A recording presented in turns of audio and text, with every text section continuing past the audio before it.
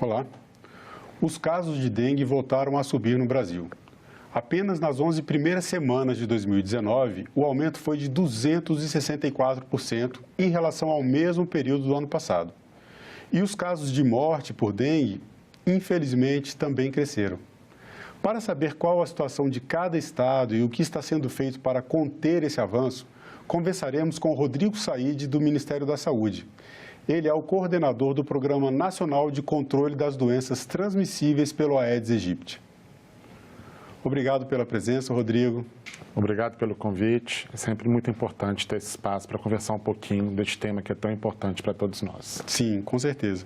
Vamos procurar entender, então, o que está acontecendo. A gente teve um aumento de 264%, quer dizer, um aumento bastante expressivo em relação ao mesmo período do ano passado, que são essas primeiras semanas do ano, as primeiras 11 semanas do ano, período de verão, esse ano com muitas chuvas. O que está acontecendo que houve esse aumento tão expressivo? Na verdade, são vários fatores que podem estar contribuindo para este cenário de aumento de casos. Nos últimos 2 anos, a gente teve uma queda significativa de casos de dengue em toda a região das Américas.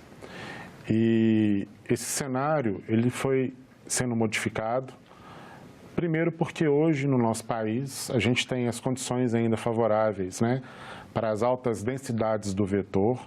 Então a gente tem altas temperaturas, a gente tem um regime de chuvas bem expressivo de outubro até por volta de maio do ano seguinte. E nesse último período teve um aumento significativo dessas chuvas. Aliado a esse cenário, junto com questões sociais, ambientais favoráveis, do final do ano passado para este ano, nós começamos a identificar novamente a recirculação do sorotipo 2. Dengue pode ser transmitido por 4 sorotipos, 1, 2, 3 e 4.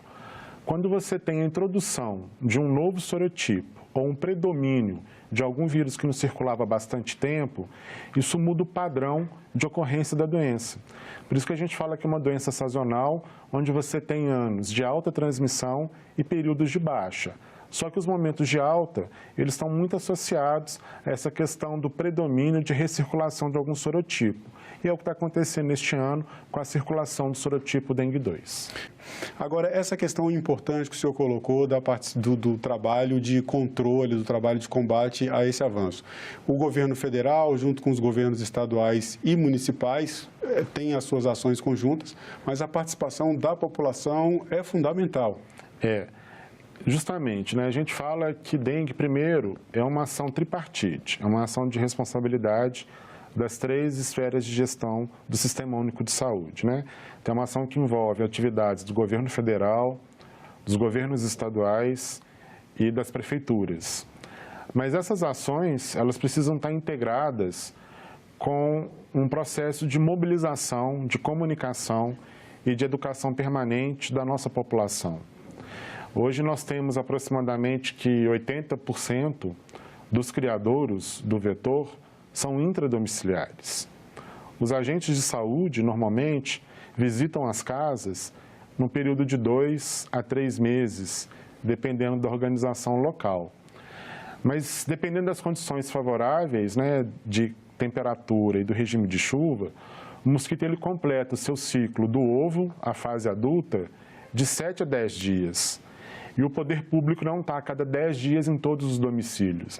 Então, por isso que é importante a gente criar estratégias de formação, de educação, de mobilização e discutir que o perigo é para todos, e que essa responsabilidade é de todos nós. E ações simples podem ser muito efetivas no nosso dia a dia, justamente para evitar os locais favoráveis para a reprodução do mosquito. Tá. Vamos falar um pouco sobre essa questão de como evitar, como é que as pessoas podem fazer a sua parte para evitar que o mosquito se prolifere e que a gente tenha um aumento, um agravamento dessa situação que parece que já vinha se controlando, Quais medidas, que tipo de criadouros são os mais comuns de serem encontrados nas residências, já que 80%, quer dizer, a maior parte claramente está dentro das casas, as pessoas estão criando condições para o mosquito se reproduzir e, naturalmente, com isso a doença também vai se espalhando. Quais as recomendações principais que o senhor faria? Bem, a gente tem que o nosso foco é visualizar a oferta dessa água disponível para o mosquito, né? Então, nos últimos anos, a gente tem passado, dependendo das localidades, por situações de crise hídrica, né? E isso faz muitas vezes que as pessoas comecem a armazenar a água no seu domicílio, juntando em tambores, barris e deixando espalhado pelo quintal. E às vezes sem proteção. Sem a proteção. Então, a nossa principal recomendação nessas situações não é deixar de armazenar a água, mas fazer esse armazenamento de forma segura, né?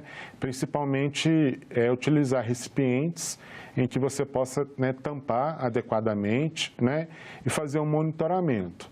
É muito importante também para todos esses recipientes que possam acumular água, a partir do momento que você esvaziar esse recipiente, fazer um processo de limpeza, passar alguma bucha, alguma esponja, porque o mosquito ele não deposita os ovos diretamente na água, ele deposita na borda desses reservatórios.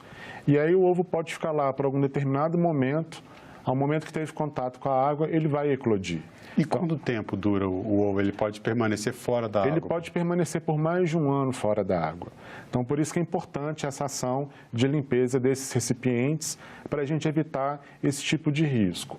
Um criadouro que é muito importante também é a própria caixa d'água, né, dependendo da localidade, que muitas vezes a gente acha que está vendo a tampa por estar, né, visualizando a caixa d'água tampada, mas qualquer rachadura, frestinha, alguma coisa que o vento mesmo pode ter deslocado essa tampa, né? E pode nos surpreender, porque lá vai ter oferta d'água abundante, é bastante quente, é protegido, né? Então é um local muito próprio para o mosquito se desenvolver. As calhas também, né? Muitas vezes a gente passa por aqueles períodos agora de uma estação mais seca, as folhas começam a cair, vão se acumulando nessas regiões, vem o período da chuva, a folha está ali entupindo, né, o escoamento dessa calha e faz com que ali vire um criadouro também fundamental para o mosquito. E não precisa ser uma poça d'água muito grande, né? Às vezes um pouco d'água dentro da calha é suficiente para ele Justamente, né? Ele precisa ali que essa água tenha a quantidade de oxigênio, os nutrientes necessários para essa larva se desenvolver, para depois, né, ele emergir na forma do mosquito adulto, né, de pupa e mosquito adulto. Os pratinhos de vaso de planta também é um grande desafio, principalmente na região centro-oeste e sudeste do nosso país, pelo tipo de cultura, né, das pessoas utilizarem esses vasos ornamentais nos seus domicílios. Então é importante colocar a água, né, deixar essa água escorrer, depois tirar esse prato, fazer a limpeza com essa bucha, ou mesmo deixar esse pratinho virado, colocar areia em quantidade suficiente para que não venha essa água se transbordar. Você tem os recipientes de bandeja de geladeira, aquela água que está vazando pelo próprio ar-condicionado. Então, são tipos de criadouro que eu tenho no meu dia a dia e que, se a gente se organizar pelo menos uma semana, né, um dia na semana por mês, e visualizando essas realidades, a gente vai estar contribuindo significativamente para reduzir essa densidade do mosquito e, consequentemente, reduzir a ocorrência dos casos de dengue e reduzir também esse número de óbitos, que ainda é muito importante no nosso país. Então, é uma vigilância permanente que todo cidadão, toda cidadã deve ter dentro da sua própria casa, lixo perto de casa, qualquer recipiente que possa juntar um pouco d'água oferece um risco. Justamente, seja dentro do domicílio, seja dentro do entorno. Por isso que é importante manter essa atividade, né, de visita dos nossos agentes de controle de endemias, dos agentes comunitários, numa ação de monitoramento permanente, né, e criando mecanismos, né, de diálogo com a população para mobilização e envolvimento de todos nós, deixando claro que essa é uma ação que precisa ser feita na nossa rotina, pelo menos uma vez por semana. Tá. Agora, uma questão. Às vezes a pessoa observa os cuidados necessários para evitar que tenha qualquer tipo de criadouro na sua casa, mas num vizinho ou numa casa próxima, às vezes um comércio está ali, um estabelecimento abandonado, a pessoa vê que aquele está abandonado, não tem como fiscalizar ou até vê que existe algum tipo de criadouro lá, o imóvel está fechado. O agente ele pode entrar nesse imóvel se tiver fechado por força da lei? Existem já instrumentos normativos que foram publicados, decretos presidenciais, né, que foram editados justamente para facilitar esse acesso. Então, existe todo um trâmite, um fluxo para essas situações. É importante fazer as denúncias nos canais existentes, né, em todos os municípios, nas secretarias estaduais. Normalmente é necessário fazer uma pequena publicação, um chamado, né, desses proprietários que têm esses imóveis, que a gente fala, entre aspas, abandonados, fechados, né? A partir do momento que não ocorre, né, nenhuma resposta a esses chamados, e aí sim existem instrumentos normativos que permitem o poder público fazer a entrada, que a gente chama de entrada forçada, nesses locais, seguindo todos os critérios previstos em lei, né, utilizando aparato de serviços de chaveiro, né, para depois, né, fechar novamente o local, as equipes de saúde, acompanhado, né, de autoridades policiais também do município, que é importante, e fazer a vistoria nesses locais. Se você tiver no local deixa abandonado uma caixa d'água destampada, ali vai ser o que a gente chama de um criadouro produtivo, que naquela região vai estar favorecendo o aumento da densidade do mosquito.